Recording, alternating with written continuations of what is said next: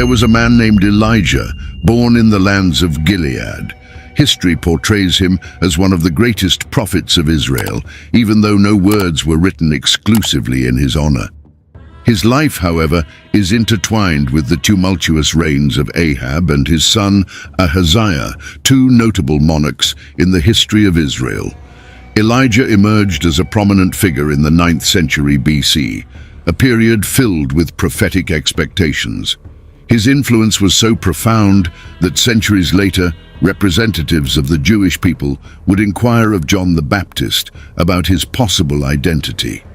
They sought to understand if John could be Elijah, a character whose role was intricately tied to God's plan throughout the ages.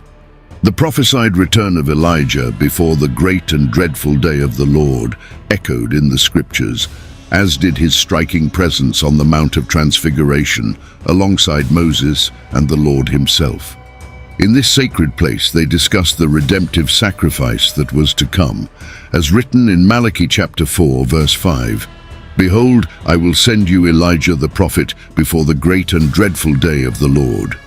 However, despite his spiritual importance, little is known about Elijah's origin and family. The Bible only tells us that he was from Gilead, and so we can presume that his story began in Transjordan. Elijah was a man of remarkable physical vigor, as evidenced by his incredible run ahead of King Ahab's chariot, from Mount Carmel to the entrance of Jezreel. This feat demonstrated his exceptional physical condition, consistent with his extraordinary career filled with miracles and mighty deeds. On a memorable occasion, Elijah presented himself dramatically and unexpectedly before King Ahab. The message he brought was powerful. There shall be no rain nor dew these years, except by my word. Thus the prophet asserted that the fate of the kingdom was entirely linked to the word he spoke. After this bold prediction, Elijah received divine direction to hide by the brook Cherith, east of the Jordan. There he experienced supernatural provision, with ravens bringing him bread and meat every morning and evening. The brook Cherith, whose exact location remains shrouded in mystery, dried up under divine decree. It was at this critical moment that Elijah received a new instruction from heaven to go to the territory of Zarephath in the heart of Sidon, where a widow would be commissioned to sustain him. Among the many needy, the choice fell upon a widow. Elijah did not ask her to prepare a meal immediately. Instead, he made an apparently unusual request. Make me a small cake first and bring it to me, and afterward make some for yourself and your son. He explained that under divine providence, the flour and oil she had would not run out until the drought had passed. The story takes us even further when Elijah arrived at Zarephath. He found this widow with meager supplies of flour and oil on the brink of despair. She understandably doubted the prophet's initial request, fearing it would lead to her son's death. However, Elijah asked her to trust him with faith. He assured her that God would provide abundantly, and this woman's faith allowed the miracle to happen. The flour and oil continued to flow while the drought ravaged the land, and the widow's son was spared. The story does not end there.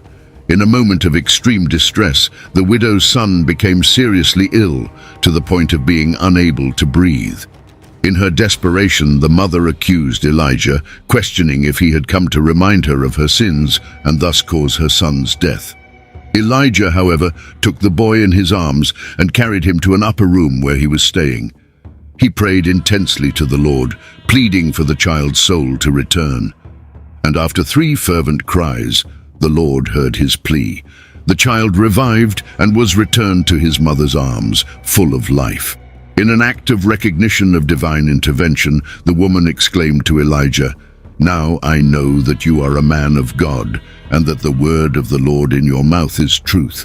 This story illustrates the deep faith and direct connection with God that Elijah possessed, demonstrating that God always honors the trust placed in him. But Elijah's journey was far from over. The climax of his story took him to Mount Carmel, a place where the fate of a nation would be sealed. This epic confrontation is recorded in the first book of Kings, chapter 18. After a period of 3 years, the word of the Lord came again to Elijah, instructing him to present himself before Ahab, the king of Israel. God promised to send rain upon the dry land. Elijah, obedient to the divine command, undertook the mission. Meanwhile, a great famine struck Samaria, and Ahab summoned Obadiah, a man who feared God and served in his house. Obadiah deeply feared the Lord, and while Jezebel persecuted and killed the prophets of the Lord, he acted courageously. Obadiah hid 50 prophets in a cave, supplying them with bread and water to protect them from the queen's wrath. As the situation worsened, Ahab and Obadiah decided to explore the land in search of pastures to keep their livestock alive, avoiding the death of the cattle. Ahab went in one direction and Obadiah in another. However, while Obadiah was on his journey, he encountered a surprising encounter. Elijah, the feared and sought-after prophet, appeared before him. Recognizing the messenger of God, Obadiah fell to his knees, reverencing him and asking if he was the master Elijah. Elijah, responding calmly, assured Obadiah that he would tell Ahab about their meeting and that he was there. However, Obadiah expressed concern, fearing that by doing so, he himself would be killed. He explained that in his youth he had feared the Lord and taken actions to protect God's prophets from Jezebel, hiding them in a cave and providing for them. Now he was apprehensive, fearing the king's wrath. Elijah's narrative unfolds with growing tension, setting the stage for the epic challenge on Mount Carmel, where faith, courage, and the power of God would be put to the test in a confrontation that would go down in history. With unwavering determination, Elijah confronted King Ahab, who accused him of being a troublemaker in Israel. Elijah, in turn, responded courageously, accusing the king and his household of forsaking the commandments of the Lord in favor of idols. Then, Elijah proposed an epic challenge that would change the course of history. He called on Ahab to gather all the people of Israel on Mount Carmel, including the 450 prophets of Baal and the 400 prophets of Asherah who ate at Jezebel's table, the ruthless queen. The crowd gathered on the mountain, awaiting what was to come. Elijah, in his role as the prophet of the Lord, addressed the people and questioned, "How long will you waver between two opinions? If the Lord is God, follow him. But if Baal, then follow him." Elijah's words echoed, but the people remained silent, offering no response. Faced with this hesitation, Elijah outlined the challenge that would demonstrate who the true God was. He proposed that 2 bulls be chosen, one for the prophets of Baal and one for himself, the prophet of the Lord. The bulls would be prepared on wood, but without fire. Then each group would invoke the name of their god, and the God who answered with fire would be recognized as the supreme God. The people agreed to the proposal, and Elijah gave the prophets of Baal the opportunity to go first. They chose the bull, prepared it, and from morning until noon they called on the name of Baal. "O Baal, answer us." But there was no response, no voice, no divine sign. Observing the scene, Elijah could not help but mock. He taunted the prophets of Baal, suggesting that perhaps their God was distracted, on a journey, or even asleep and needed to be awakened. The desperation of the prophets led them to cut themselves with knives and spears, causing blood to flow in their frenzied ritual, but still there was no divine response. The day wore on, and despair gripped the prophets of Baal, but the silence persisted. No God answered their call. Elijah, determined to show everyone the power of the true God, gathered the people around him. First, he repaired the broken and neglected altar of the Lord. With 12 stones representing the tribes of Israel, he built a new altar in the name of the Lord. Around the altar, he dug a trench large enough to hold 2 seahs of seed. Elijah then placed the wood and the prepared bull on the altar. To intensify the challenge, Elijah ordered 4 jars of water to be poured over the burnt offering and the wood. The people obeyed, and the water ran around the altar, filling the trench. He repeated the process 3 times so that the water completely saturated the altar and the wood, making conventional ignition impossible.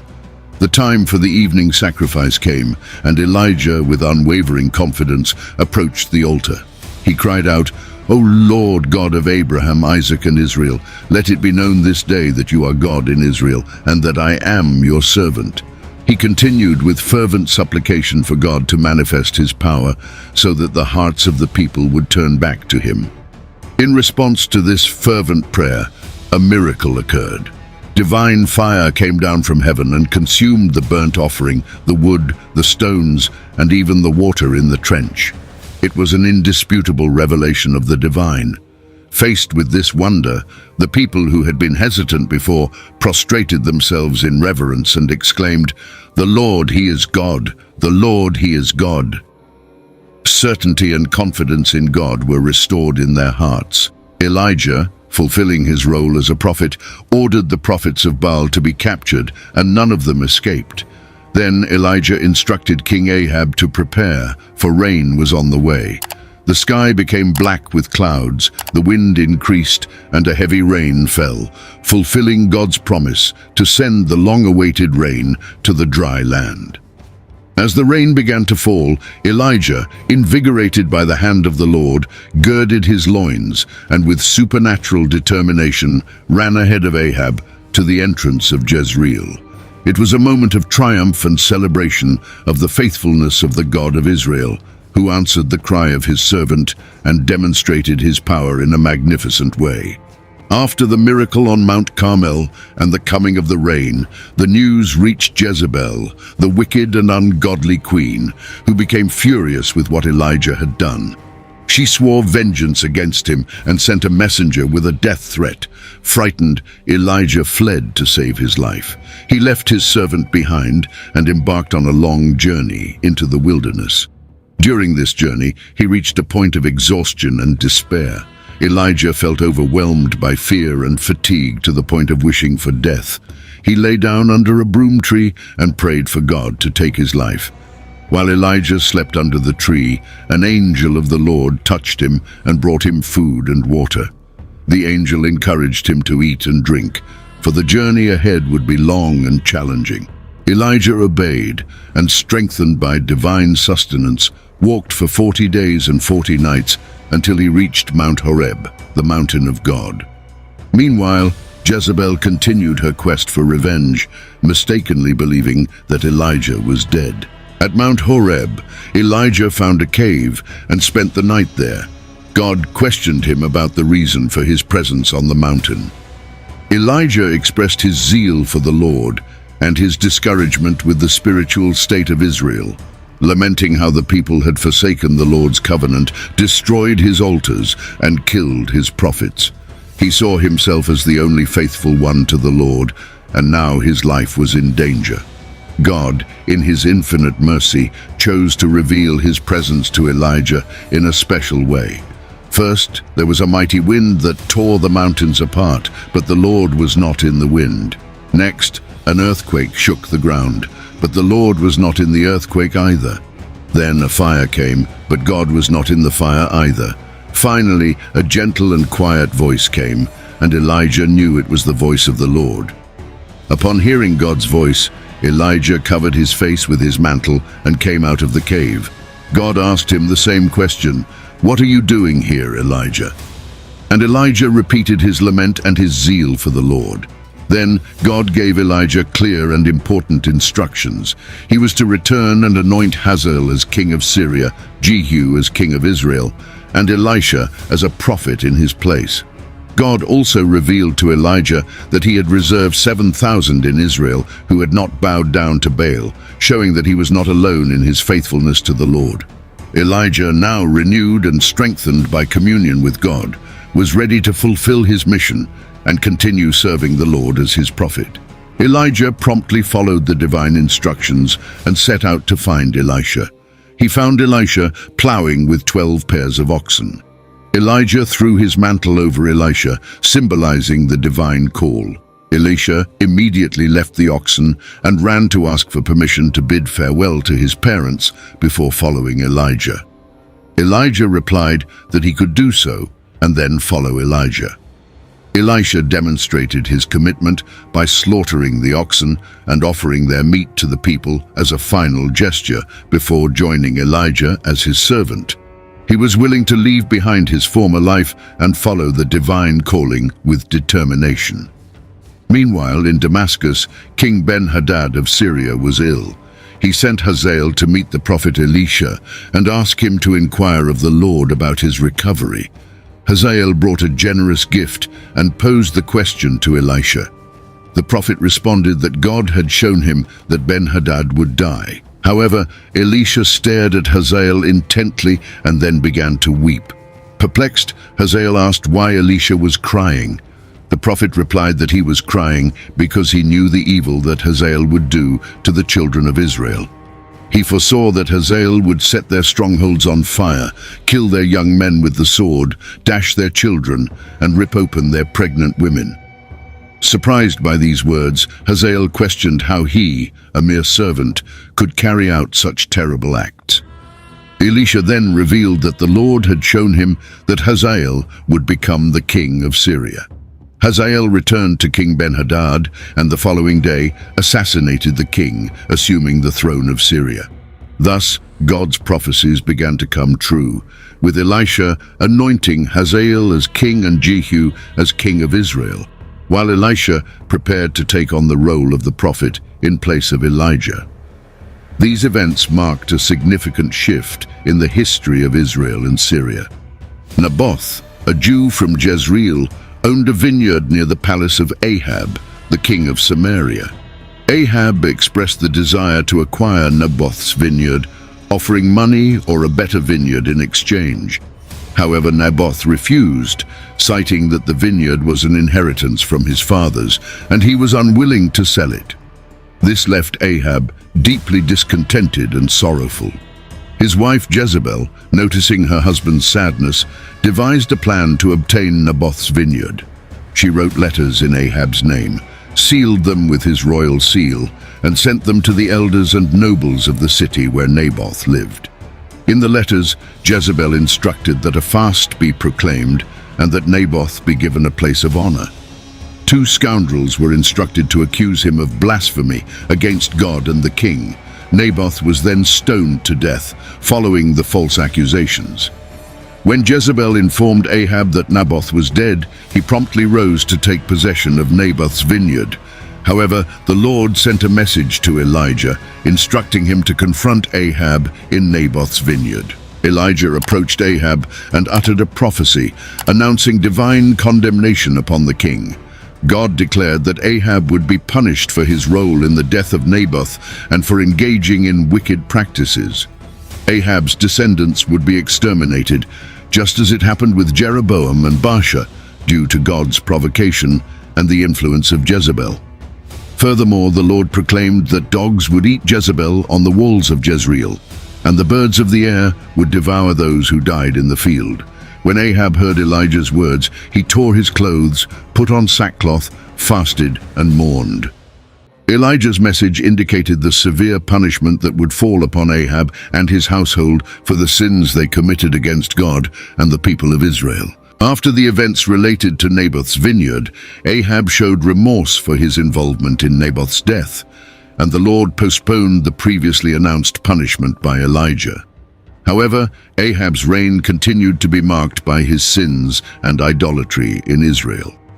After Ahab's death, his son Ahaziah ascended to the throne of Israel. King Ahaziah, after suffering a severe injury, sent messengers to consult the god Baal-zebub, the god of Ekron, about his chances of recovery. However, Elijah intercepted these messengers and told them that King Ahaziah would die because of his disobedience to God. Elijah, however, sent the messengers back with the message that King Ahaziah would not recover. King Ahaziah, recognizing Elijah by the description given by the messengers, sent a captain with 50 men to arrest the prophet. When this group of soldiers found Elijah, the captain ordered him to come down at the king's command. Elijah responded by invoking fire from heaven that consumed the captain and his 50 men. The king sent a second group of 50 men with the same order, and once again, Elijah called down fire from heaven, consuming the captain and his men.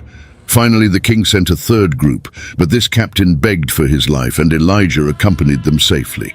The prophet Elijah predicted that King Ahaziah would not recover from his injury, and this came to pass. Ahaziah died according to Elijah's word, and Jeroboam succeeded him as king of Israel.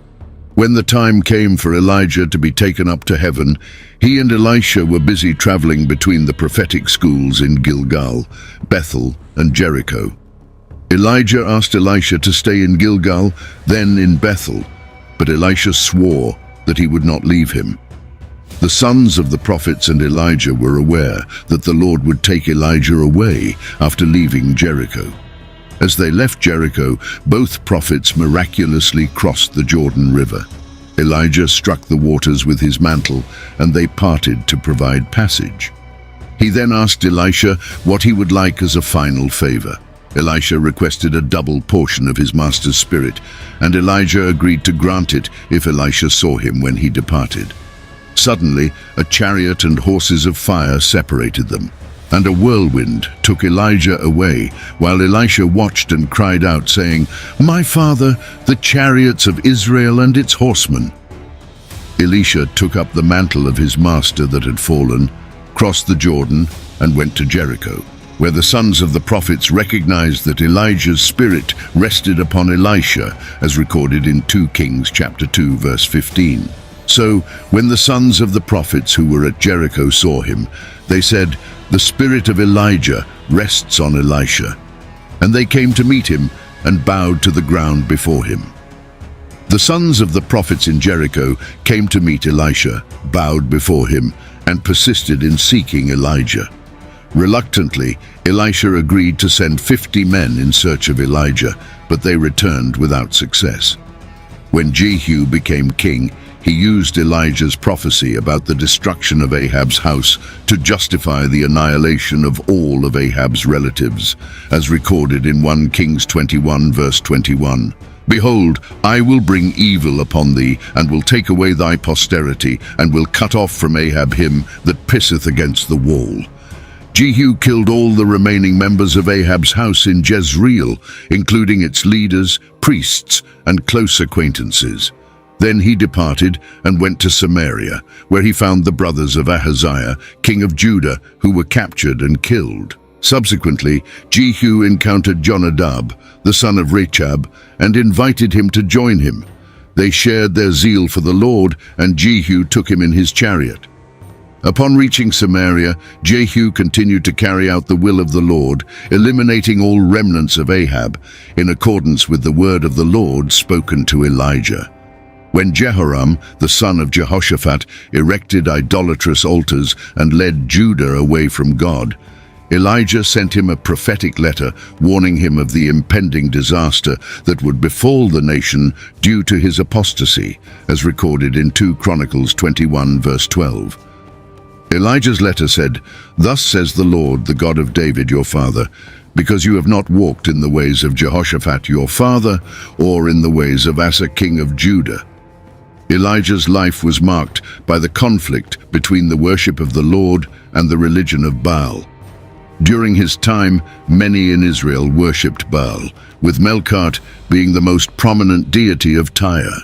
Ahab, the king of Israel, married Jezebel, the daughter of Ethbaal, the king of Tyre and Sidon, and she persecuted the prophets of the Lord, promoting the worship of Baal in Israel. The drought that occurred during Elijah's ministry demonstrated Baal's impotence as a supposed nature deity, while Elijah, through divine providence, showcased God's ability to care for his people even amidst this crisis. The showdown on Mount Carmel led to a national decision in Israel, and Elijah's subsequent flight took him to the site of an earlier revelation on Mount Horeb. The encounter between Ahaziah and Elijah demonstrated that there was a God in Israel superior to Baal-zebub, the god of Ekron. Throughout his life, Elijah was a man of God, a prophet, and a spokesman for the true God, witnessing the power of the one true God. Later in Scripture, Elijah is mentioned in Malachi 4:5, where it is prophesied that he will return before the day of the Lord, a prophecy that has fulfillment in both the New Testament and the future. The angel of the Lord also announced to Zechariah that John the Baptist, his son, would go before the Lord in the spirit and power of Elijah, with the mission of turning hearts and reconciling fathers and children, preparing a people ready for the Lord, as stated in Luke 1:17. And he will go before him in the spirit and power of Elijah, to turn the hearts of the fathers to the children and the disobedient to the wisdom of the just, to make ready for the Lord a people prepared. Despite John's denial that he was Elijah, Jesus referred to him as Elijah who was to come. In John 1:21-25, when asked if he was Elijah, John responded that he was not Elijah nor the prophet, but the voice of one crying in the wilderness, "Make straight the way of the Lord," quoting the words of the prophet Isaiah. Those who questioned him were Pharisees and asked why he was baptizing if he was not the Christ, Elijah, or the prophet. In Matthew 11:14, Jesus similarly referred to John the Baptist as Elijah, saying that if they were willing to receive it, he was Elijah who was to come. And if you are willing to accept it, he is Elijah who is to come. And the disciples asked him, "Why, then, do the scribes say that first Elijah must come?" He replied, "Elijah does indeed come, and he will restore all things. But I tell you that Elijah has already come, and they did not recognize him." Additionally, Jesus was also considered by some Jews to be Elijah, as mentioned in Matthew 16:14 and Mark 6:15, where people speculated about his identity, with some saying he was John the Baptist, others Elijah, Jeremiah, or one of the prophets. And they said, "Some say John the Baptist, others say Elijah, and others Jeremiah, or one of the prophets." Others said, "It is Elijah," and others said, "It is a prophet, like one of the prophets of old." During his ministry, Jesus referred to the reception of Elijah by the widow of Zarephath and the lack of faith in Israel as examples, Luke 4:24-26. Elijah also appeared on the scene of the Transfiguration, where he and Moses conversed with Jesus on the Mount of Transfiguration. And Peter said to Jesus, "Master, it is good that we are here. Let us make 3 tents, one for you and one for Moses and one for Elijah." Mark 9:5. There was also a moment when Jesus, while on the cross, cried out to God with the words, "Eli, Eli, lema sabachthani," which are interpreted as, my God, why have you forsaken me?" Matthew 27:46-49 and Mark 15:34-35. Some of the onlookers mistook these words for a reference to Elijah, suggesting that Elijah might come to save him. Paul, in defending the principle of a remnant in Israel, referred to the 7,000 faithful worshippers from the time of Elijah. These individuals demonstrated unwavering devotion to the Lord, becoming fearless advocates of what is right. They did not shrink back in the face of the hostile king's vehement condemnation, nor did they cower in the face of the fanatical opposition of the priests of Baal. Elijah's human side is also revealed in his fleeing from the vengeful Jezebel, who sent him a threatening message of death. This combination of zealous bravery and human fallibility highlights the power of prayer, as demonstrated by this man of God. Elijah was of the same nature as us. Yet he prayed fervently, and God answered his prayers as recorded in James 5:17-18. Elijah was a man with a nature like ours, and he prayed fervently that it might not rain, and for 3 years and 6 months it did not rain on the earth. Then he prayed again, and heaven gave rain, and the earth bore its fruit. In addition to being an enthusiastic religious leader, Elijah was also a devoted patriot, and his zealous service to God was tempered by a genuine concern for the nation of Israel. He was an example of faith and courage, as well as a man who understood the power of prayer in his journey of serving God and his people. May the story of Elijah inspire us to persevere, to pray fervently, and never to back down in the face of adversity. May we be like the 7,000 faithful and be a remnant that seeks to live according to God's will in our lives. Always remember, just like Elijah, with faith and prayer, we can overcome seemingly impossible challenges and witness the power of God in our lives. May the story of Elijah be a source of encouragement for all of us as we continue our journey of faith and service to God. Thank you for watching, and may God bless all of you.